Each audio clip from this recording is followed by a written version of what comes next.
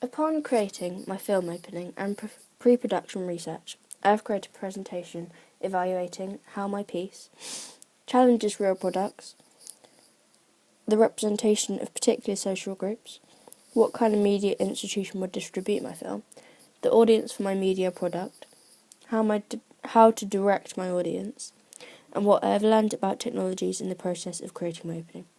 And finally, how my skills have improved since my preliminary task. Frame analysis. My first frame shows how my films are independent and unconventional as it's supported by Film 4. My second frame shows how my piece is not a conventional action-packed opening, but a slow, thought-provoking piece, as it encourages the audience to think about who the character is. I refilmed this certain frame. When reviewing my piece, I felt it was a shaky pan, and I should have used a better tripod. I also added a shot of Esme's eye close up. This reinforced the feeling of reflection, and also created diversity in my shots, reducing the risk of viewer fatigue. When I refilmed my media product, I scrapped these shots, as I felt that it really added little to the narrative, and therefore had no relevance to the opening. I replaced them with shots such as these. Roses are a conventional symbol of romance, and so they assert the main theme in my piece. Additionally, they allowed me to create creative shots with fairy lights, which also shows my skill in manual focus. Other shots I did of the rose were very symbolic, as in one shot the lead character drops a rose out of the shot. This was intended to represent the fact that Esme, the main character, rejects conventional love.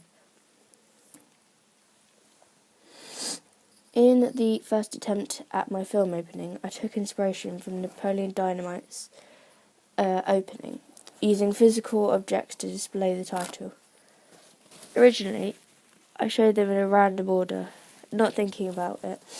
In my second attempt, I used items to simulate her getting ready in the morning, and I also thought more about the order conventionally seen in film openings. Inspirations for my media piece. My first inspiration was Napoleon Dynamite, where food items were used to display the titles. I used items to display Esme's interest and personality. I placed the name of the lead male character in a pizza box as if it associated with teenagers and rock music, and I also placed Esme's name in headphones to present her love of music. I used a blank CD for the writer, and Ed's name on a Polaroid. So all of these items represent her interests. Another film I took inspiration from was Submarine. Initially, it inspired the nature shots I used in my first attempt. However, these really didn't add anything to the narrative, so I scrapped them. But I still took inspiration from the monologue at the start of Submarine. Character comparison. So this is Oliver Tate from Submarine and Tristan from my piece.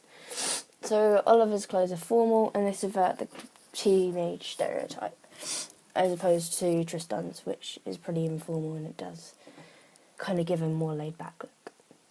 Both of them have messy hair, so conform to the male's teenage stereotype of sloppy and informal.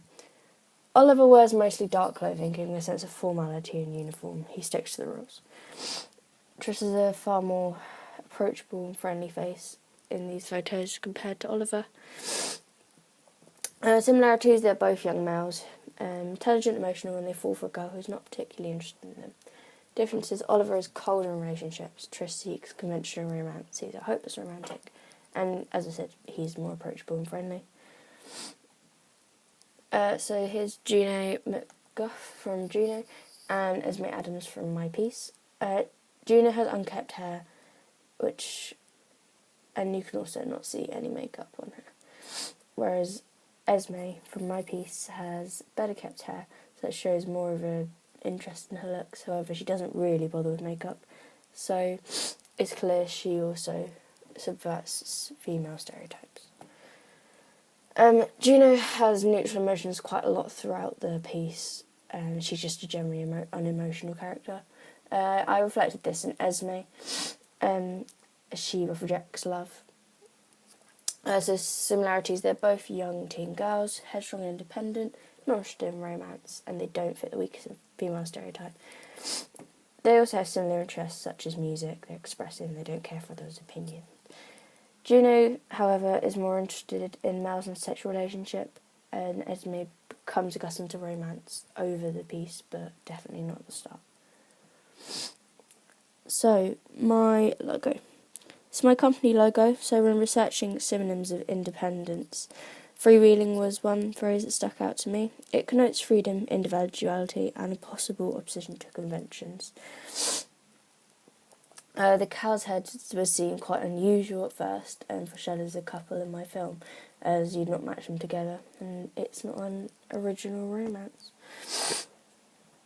I used a penny farthing in my logos. It's old-fashioned and therefore matches the film title with the use of the word irreconcilable.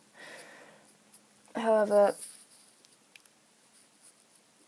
it's also a rarity to see this bicycle in the modern era, and so reflecting the romance in the film, not a predictable romance that you see in most films.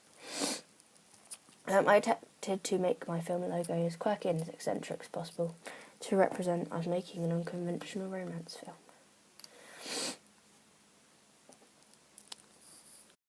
So a production company typically manages staff, budgeting, scheduling, scripting, production itself, resources, distribution and marketing. Companies are typically owned or under contract by a larger parent company. Example of a mainstream company would be 20th Century Fox, an independent would be Film 4, which I chose, and a completely independent would be Working Titles. I decided on Film 4 as it supports independent films similar to mine, such as Submarine and other romance films. It can be hard for indie films to get noticed without any big stars in them or famous directors. However, in my interviews, I found that people care less about directors' names than in the past. Additionally, Film 4 has the advantage of distributing films on their own TV channel, allowing people to view the film for free and then hopefully like it so much they'd buy the DVD. I could have chosen films companies such as Kickstarter, who also support indie films. The titles in my first film opening are shown here. I didn't think about these as much as I should have, and so when redoing it, I thought more about the order that is conventionally used in films. So here I've got the producer, I put them at the start and I repeated that here, which is quite conventional of films. And then I used the word introducing for both main characters as they're obviously not established actors. And then I also added more titles in, such as the editor and writer, as it makes it more believable as a real media piece. Personally, I believe my film would be a 12, as it could have subtle reference to sex and violence, but it's not shown. That would make it a 15. My film's not a U, as it's not aimed at a younger audience. Some of the themes may not be deemed suitable. My film would also not be a PG, as it does not display sex in a deterrent way as mentioned in the BBFC guidelines.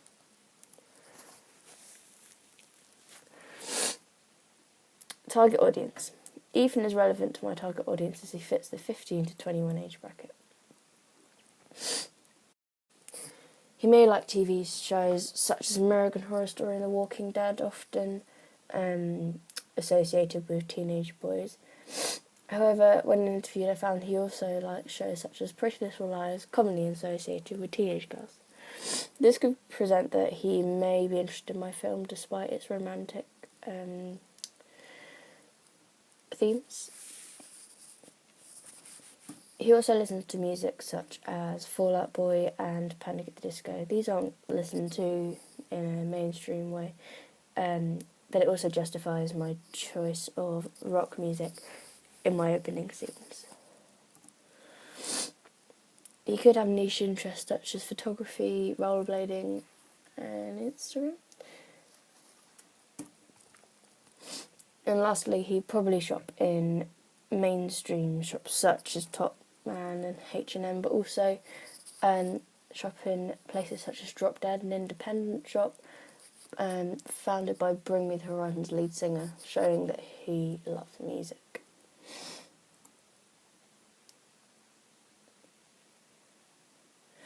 In my piece, I aim to oppose conventions, taking inspiration from films such as Napoleon Dynamite. I bypassed opposing the conventions of ordinary text credits. My film doesn't stick to conventions of romance films seen in the diagram.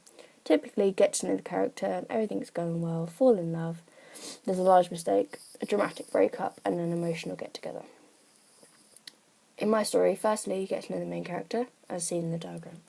However, as Triss falls in love with Esme, she constantly pushes him away, then realises she can't push people away her whole life, falls in love with him, but he starts falling out of love with her. I aim to go less predictable and therefore more interesting storyline for my piece, to create its unique selling point. Technologies. So I used the Nikon D3300. It's got HD video. It allowed me to experiment with manual focus and create blurred shots whilst I use autofocus for general filming. I used the standard 18 to 55mm lens. It's got 24 megapixels. In my second attempt at filming, I used a 1.8 aperture lens to capture the lights better in my rose shots. I used a tripod to film pans and stable shots.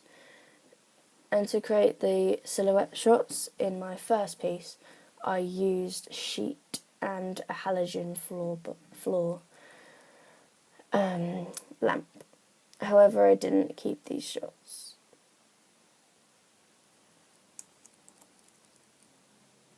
Technologies I used. So I used Blogger to create my online portfolio, YouTube to post all the videos that I made, Adobe Final Cut Pro to edit my first piece. However, I used iMovie in my second, as I'm more familiar with that technology. I also used Timetaste to track my overall progress and allow me to reach deadlines, and Prezi is a more sophisticated way of presenting things. Development of my skills. In my editing, I have vastly improved from my preliminary to my second film opening. In my preliminary, I simply cut shots together with no transitions or creative editing. In my first piece, I used more transitions such as crossfade and cross blurs, however it was still very simple. Coming back and redoing my film opening with a wider skill set was certainly evident in my piece. I used crossfades in a very creative way in one example. I had a shot of Triss not holding anything and used the crossfade to fade in a rose to his hand without any evidence of him moving. I also placed a transparent shot of Esme's eye over the panning shot I originally used in my first piece, to simply make it more interesting and thought-provoking. Sound. I used a lot more sound in my first and second film opening attempts, with monologues, sound effects, such as in the logo. I also used a musical track to accompany the titles, and used music to match the quicker pace. In my preliminary task, we had to use things such as match on action, which I used in my second piece where Esme's getting ready, such as here. I used the 180-degree rule in my film opening, and in my preliminary task. I tried to use more interesting angles. So in the first picture you can see a middle shot from my preliminary task, whereas in my second film opening you can see a lower shot, which is far more interesting and asserts power of Esme as she's higher up than the viewer.